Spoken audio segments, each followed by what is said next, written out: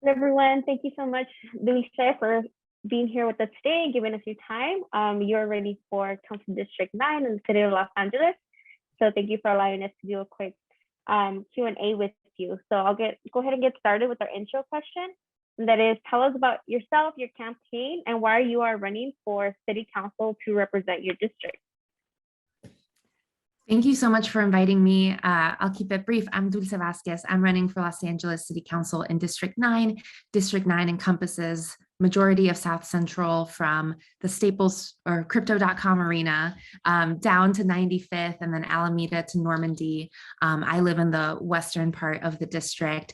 I was born in Mexico. I grew up undocumented. My dad got deported a couple times before I came to the US. I got papers though when I was 14 years old and was able to go to college, which I think was completely transformational, not just for me, but for my entire family. I think education is just a catapult out of poverty. At 22 years old, I came to Los Angeles, took a job running a nonprofit. So I worked there for a long time, 9 years, and then I went back to my passion, which is in education. I am running for city council because of the pandemic. I lost neighbors. This was one of the hardest hit areas in the city, and the services weren't there. In terms of education, there are massive education gaps with our kids. I witnessed firsthand as I was doing food distributions, how people were struggling to put food on the table and then struggling to pay the rent. And these are the essential workers. These are our parents who are grocery store workers, construction workers, housekeepers. They are the ones that are out being exposed to the virus. And we have households with our elderly grandparents, our abuelitos. I lost my grandfather, unfortunately, to COVID in August of 2020. So this is our community. And we deserved better throughout the pandemic, and we can't go back to normal. There is no normal that we can go back to because normal sucked. And we need to look forward and be able to bring in the resources to lift our families out of poverty.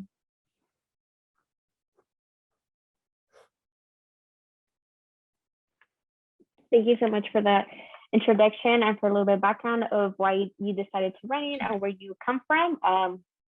We definitely all see how much the pandemic has definitely affected our communities and our city as a whole in general. So we must do better. Therefore, I'll pass it over to Giovanna, who is going to ask the next question revolving around homelessness. Hello, Dulce. My name is Giovanna. So based on the 2020 Greater Los Angeles homeless count, there are approximately 4,051 youth who are unhoused, which does not include youth living in unstable housing. With the Greater Los Angeles count happening again this year, this number can very likely go up. Do you believe youth homelessness is an issue, and how do you plan to address it? And also, what policies would you enact to make sure affordable housing is available to all, especially for young people? Yeah. So there are a couple of things within that, and I have 90 seconds, right? I absolutely think that homelessness is an issue, but it's an issue across the board. We have seniors that approach our campaign asking for help in how to apply for Section 8 housing. We have young people, not just, college age, which we traditionally sort of don't think about, but we know is an issue. And we have our K through 12 aged as well. Particularly in our district where we have trade tech, I would love to see a project for student housing, because even our commuter schools, we need to think differently about how they're being funded. This is a place where I can, call myself sort of a little bit more knowledged in terms of education and how our education system is funded, and how our community college system hasn't seen the funding that often our CSUs and our UCs see, because they're traditionally labeled commuter schools. But we have a lot of students with unstable housing. We have, Santa Barbara had a program for safe parking for students that were sleeping in their cars. And our campaign has really focused on housing. That is the core of our campaign in order to build more housing, but we need to be building to the AMI of the district, not the city, the average median income of the district, which is a lot lower because our average household incomes are $29,000 a year. So we need to be able to build, and we need to be able to build faster. And that takes putting the council office away from the permitting process. They need to have check marks where they can allow the permits to run through. Thank you so much. I agree with a lot of your statement there. Another issue that we have is the youth development and youth investment. So Michelle's going to go ahead and ask that question. Hello, Dulce. The city of Los Angeles currently invests about like $82 per youth, which is not enough for LA 800,000. Our young people have so much potential and we need resources and support to continue to feel empowered. So my question to you is, what are your plans to create more youth decisions-making power in the LA City Hall? And how will you create more pathway opportunities for youth employment aside from the Higher LA Youth Program? Yeah. Great question. So I'm actually want to call out one of my team members. I won't say his name, but just got into one of the youth councils. So I was really excited for them. The number that you say on $82 per youth, this is when conversations of equity versus equality come in, because this council district is the most severely affected by those numbers, where we need more investment in this district, because we know that investment in youth, sports, arts, theater, debate, all of those things that come into play. I was a debate nerd, come into play, not just to develop talent, but also to make sure that we keep our kids away from gang activity. I think that that's hugely important in our district. I would also say that, you know, our students deserve more attention than some of the private programs that happen in wealthier parts of the district. I would commit, and we're already doing that right now, to hiring young people on the campaign, and hiring young people in our office and creating programs, because we want to expand park hours. We want to be able to open up other recreational centers, particularly those in schools that are often under lock and key when school is out, to be able to open them to the community. So all of those things take effort, they take investment, and they create opportunity for our young people. So I want to make sure that we commit to that. Yes, definitely. Thank you for your response. We definitely need to empower and like provide all these resources, especially since the youth are the future. But yes, thank you for your response. And our next topic will be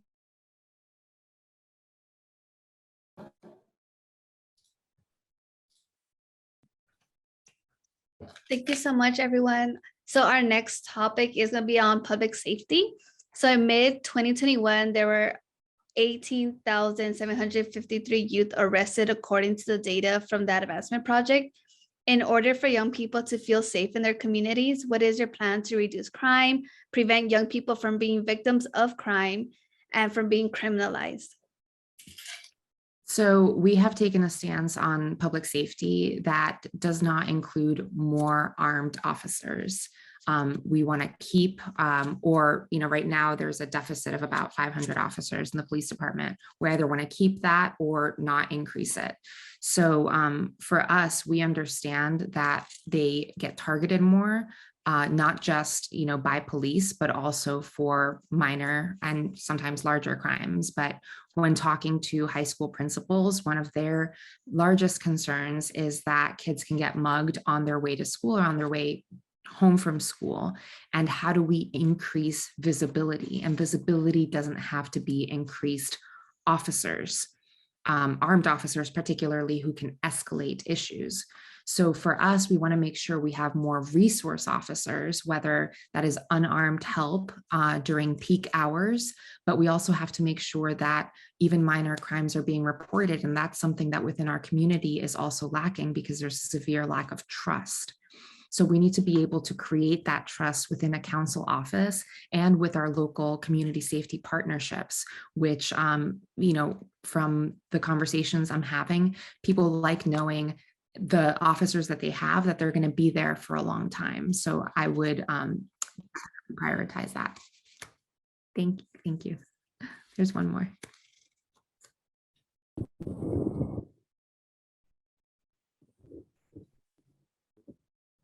Yes, thank you for your response. I definitely agree because, even though like there's a lot of police officers, it doesn't necessarily mean that the youth feel safe around them. Right. And my next question to you is regarding mental health. Globally, 1 in 7 10 to 25-year-olds experience a mental health disorder, with suicide being the fourth leading cause of death amongst this age group. My question to you is, how do you plan to address the youth mental health crisis, especially during the pandemic?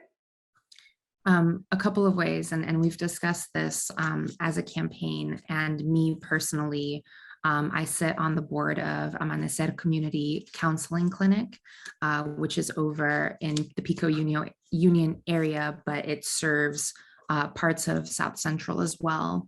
And even they are struggling with a lot of burnout of their counselors. So we need to be, in order to expand services, we need to create a pipeline of counselors too. And that takes partnerships to invest not just in more counselors, we actually need to create that pipeline of counselors into our systems in order to expand that, because we know that even though, whatever the numbers are right now, they're only going to get worse because COVID has taken a deep, deep impact on our young people that is just scratching the surface right now, and how it's going to affect them as they keep moving forward. When schools reopened last year, and when I started talking to kids in high school, I myself as an adult and going back into the office was struggling a lot with the different pace. And I just couldn't even imagine going from class to class and having the same, after school, practices and meetings, going from 0 to 200 literally overnight, and how kids were managing and dealing with that, also with the massive loss of family members that we had in this district. So I really I don't think that this is going to peak anytime soon, unfortunately. So we definitely need to invest more money and resources into mental health care. Yes, I completely agree with you, especially now, even myself, I don't know how to interact with people or like knew where to go to get help, but yes, definitely. And our next topic will be sustainability, and I'll pass it off to Sandra. Hello, my name is Sandra. My pronouns are she and hers. And while many politicians have plans to address climate change, what is your vision and plan when it comes to making it easier, like sustainability in your council district and dealing with the global warming? Thanks for the question. I had a conversation yesterday with the Neighborhood Council Sustainability Alliance, and we talked about, particularly in this district, how they don't have a lot of people participate in their council. And that's because our people are struggling with low wages, housing instability, homelessness, and crime. But we, as hopefully elected members of city council, need to be the ones that are watching out for these issues for them. And what does that look like in a city council level? Well, that looks like creating more dense and infill housing, because we know that takes away less energy in terms of water resources, energy resources, et cetera, than a single family home. That takes encouraging people to get out of their vehicle. So that takes making sure our buses, we have an electric clean fleet that can travel at more than 10 miles per hour. So making sure that that bike infrastructure is safe. I, use the bike lanes from here to downtown Los Angeles all the time. We need to expand that network, because we do have a large constituency of our population that travels by bicycle to downtown for jobs in the service industry. So it takes a lot of work to make sure that cars aren't idling and further polluting our environment, because we also are the hottest district in the city right now. Thank you.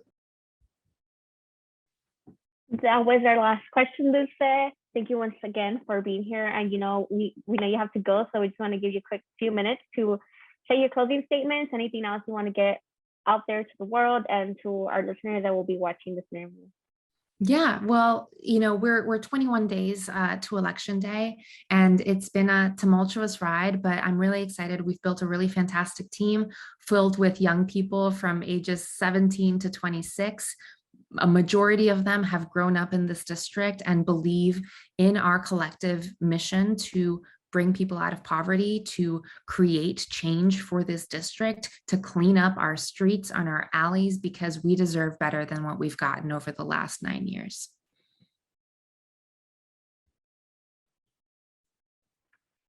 Thank you so much once again. And then we will be putting Dulce's descriptions, social media, campaign info on our description for our YouTube video. And thank you so much for being here. Thank you. Bye.